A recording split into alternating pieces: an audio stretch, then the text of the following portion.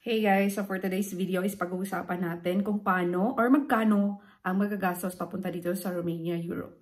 Okay mga guys, ito yung pinaka most asked question natin kung magkano ang magagastos papunta dito. At sa mga nagtatanong din mga guys kung paano makarating dito, yung link po nasa description natin. Ngayon, pag-uusapan natin kung magkano nga ba ang estimated na gastos natin papunta dito sa Romania. So, yung tinatakil natin dito mga guys is going here in Romania. Yung estimated nga gastos po natin is bracket lang yan siya.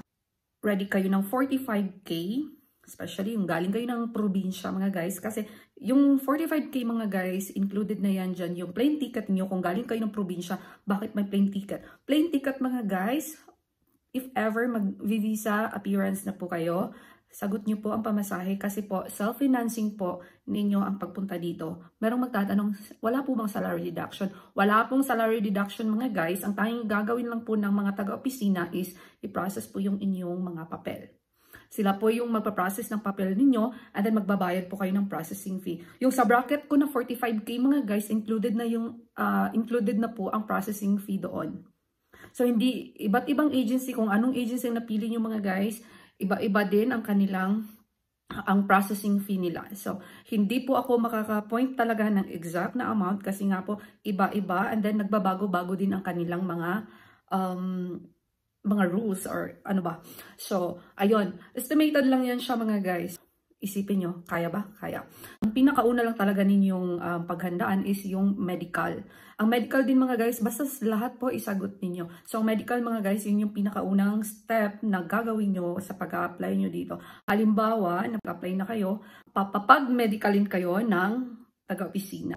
Once magpa-medical sila sa inyo, i-comply nyo siya mga guys kasi yan na din ang start na yung papel ninyo malaline up, mapaprocess kasi ayaw nila na process ang papel niyo pag hindi kayo nag-medical o na-interview kayo ng employer, wala pa kayong medical.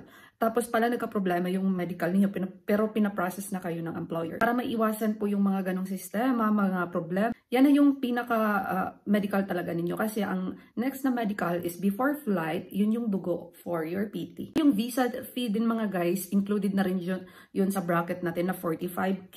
Dati mga guys, yung visa ko is 7,500.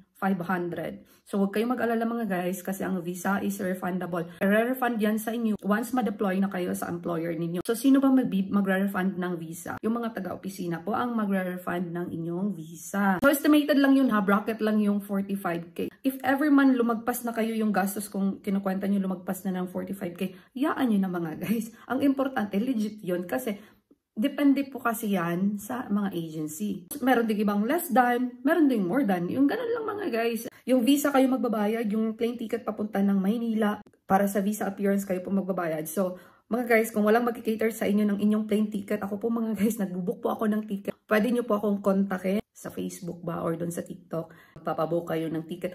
Medyo mura lang din naman ako. Yung basic salary po niya mga guys, from Philippines offered is 600 euro, equivalent to 36 to 37, depende sa euro na palitan. So, 36 is ranging 36 to 37k sa Pilipinas. Pero huwag kayo mag-alala mga guys, kasi pagdating nyo dito, may mga amo na nag-i-increase ng sahod. Yeah, hindi na sumusunod sa mga basic salary. Basta lahat talaga kasi standard basic salary talaga yan sa Pilipinas. May mga iba na 3 months pa lang nag-i-increase na, may iba na pagdating talaga hindi na sumusunod sa basic salary. Basta hindi lang siya bababa ng basic salary. At least, yun yung sinusundan yung basic salary.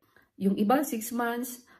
Yung iba, 1 year. Yung 1 year talaga mga guys, mandatory talaga na taasan yung sahod kung hindi man sila nagtaas. Yung inaasam na malaki ang sahod, guys, kikitain nyo rin yan pagdating ng araw.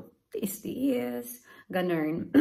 Pero sa trabaho naman guys, medyo light lang din. May nagtatanong din kung nani lang ba na, bata lang ba yung talagang aalagaan mo?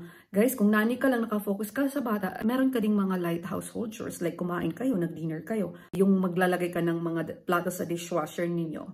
Mag-unload at saka load ng mga plato. Ako naman mga guys, every Saturday, kung nandito yung parents, nagtatrabaho ako dito sa bahay. Ako naman kasi mga guys, pag naglilinis ako, deep clean kasi ako talaga ako naglilinis. Pa din yung linisan nila dito mga guys, dry clean. At hindi sila makalat guys, hindi sila pala nagpapasunod ng kalat nila. Sa mga concerns po mga guys, kindly comment down para matatakal din natin sa next nating video.